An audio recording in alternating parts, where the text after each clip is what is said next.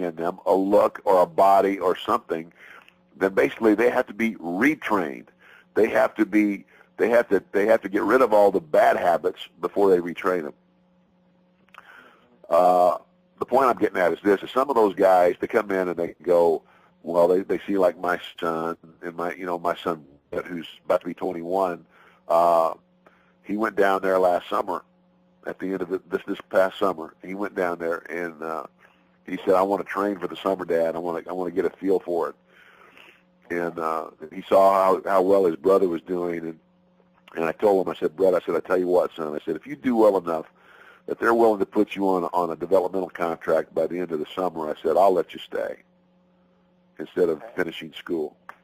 I said, what I'd like you to do then is continue to train and then take online college courses, get college credit, and still fulfill your degree." Right. Well, by the end of the summer, they put him on developmental contract. Mm-hmm. Now, there's some guys there that think, well, he got a break because his dad's the $1 million man and his brother's doing this. And I told him from the beginning, I said, you're gonna get this because of my name.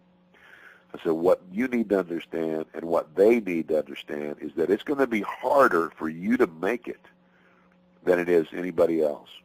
And here's the reason why.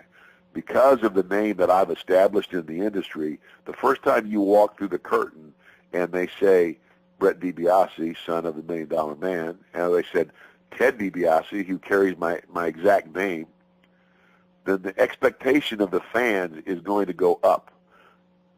Whether they realize it or not, they are going to expect more from you because of the name than they would somebody else.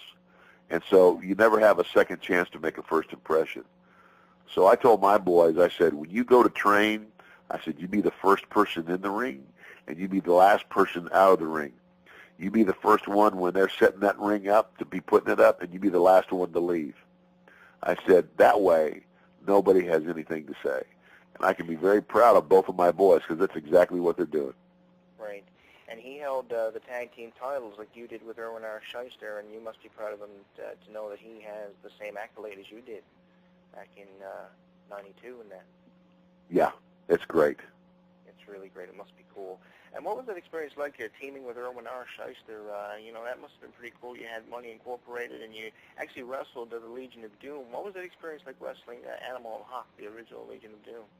It was great. Those are good guys, and we had a lot of fun. Of course, the biggest match we had with those guys was we wrestled at Wembley Stadium at SummerSlam '93 in front of 80,000 people. It was an unbelievable event. And 92, I think it was. 92. I'm sorry, you're right, 92, and it was an incredible event. SummerSlam '92, and Hawk, of course, is no longer with us. And do you have any fond memories of Hawk you'd like to share with us? Hawk was a guy who,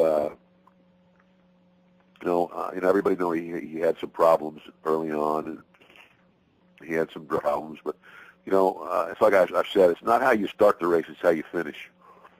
And Hawk finished strong. He came to a point where he dealt with his demons. He got his life straightened out. And even I'm going to tell you what, in spite of his failures. Mike Hegstrand, that's his real name. Mike was a wonderful guy with a big heart. He's the kind of guy, he'd give you the shirt off his back, literally. And I consider him a very good friend, and I miss him very much. He was a super guy. He'll be sadly missed by everyone, I would imagine. And you had the opportunity, of course, to manage. You had the $1 million corporation, and you managed a lot of great people. Who was your favorite one to manage? Oh, I don't know that I can pick a favorite one. I managed everybody from oh my gosh, King Kong Bundy to Sid Vicious and Steve Austin. I guess the most successful would be Steve Austin. So and I can remember telling Steve, I saw his talent and I saw the potential he had, and I told him, I said, one day you're going to be one of the biggest stars this company's ever had, and I was right.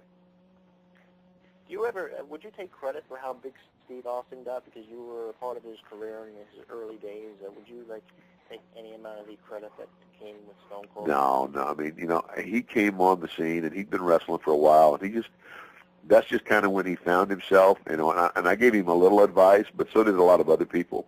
And I really wasn't there that long. He developed himself. What I told Steve was this. I said, you keep doing what you're doing. I said, because what you're doing is different, and he understood that. If you want to set yourself apart from everybody else. In other words, when he got to be such a big star, all of a sudden I'm looking at all these other wrestlers, and they're all, all these guys are shaving their heads and getting all tattooed, and I'm going like, well, everybody's trying to look like Steve Austin now. I said, that's not how you don't want to be a copy of somebody else. You want to be an original. Yeah, exactly. And Steve Austin was an original, and so was The Rock. Mm-hmm. They were real originals, and you had the chance, of course, to bring in the fake Undertaker as well, and Paul Bearer, and that must have been pretty interesting. What was your first impression when they came up with that idea to work with the Undertaker under that? I thought it was great. I mean, it was funny. The Undertaker versus the Undertaker. I thought it was a great angle, and I enjoyed every minute of it. Who played the fake Undertaker? I never could figure that out.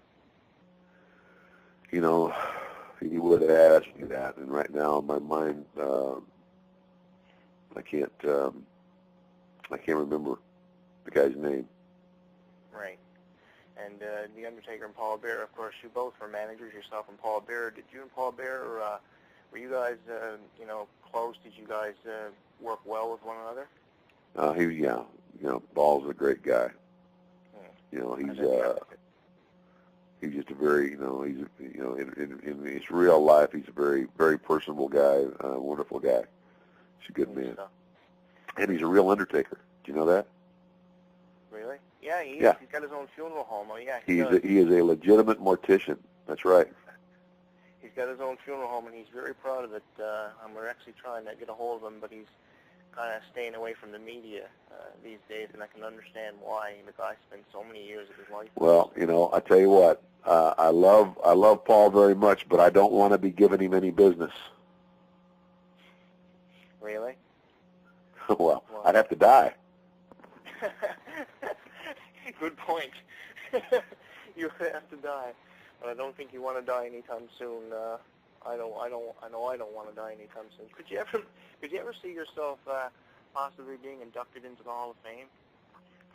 Well, yeah, I think so. I mean, I keep hearing that I'm on the ballot, and I just haven't made it yet. And I know that there are 2 other Wrestling Hall of Fames. I'm in both of those. There's a Wrestling Hall of Fame in upstate New York, and there's a Wrestling Hall of Fame in Iowa that's a combination of professional and amateur, and I'm in that.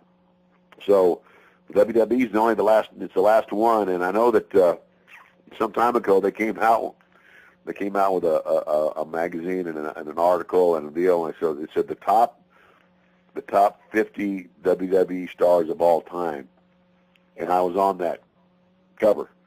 So I figure if I'm in the top 50, sooner or later they got to let me in. What number were you? Can you remember? I have no idea.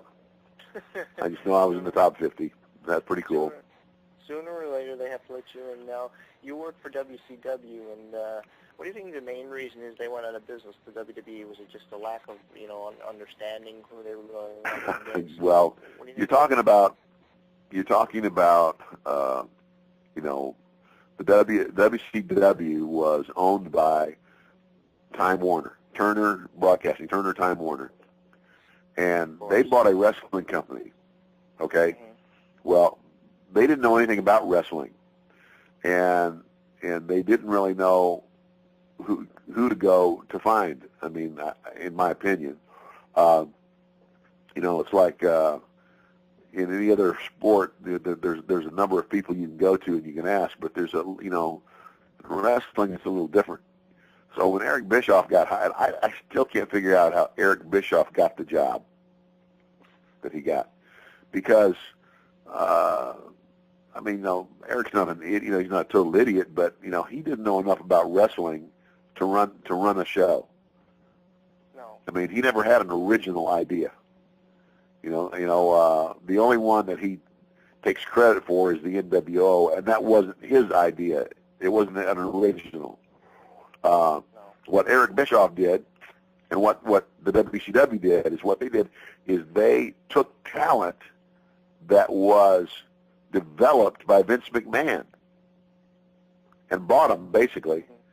And the guys, all the stars that made the WCW become big for that period of time, were all stars that Vince McMahon had created. But they couldn't create any of their own stars, with a couple of exceptions. Ric Flair was one of those exceptions, and Sting. And the other guy that came along that got to be a name for a little while, I can't now, the big strong guy, the football player. No.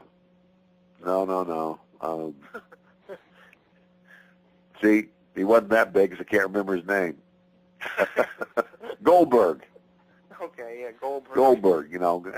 Goldberg wasn't that good. Goldberg was just a good, he just had a great look.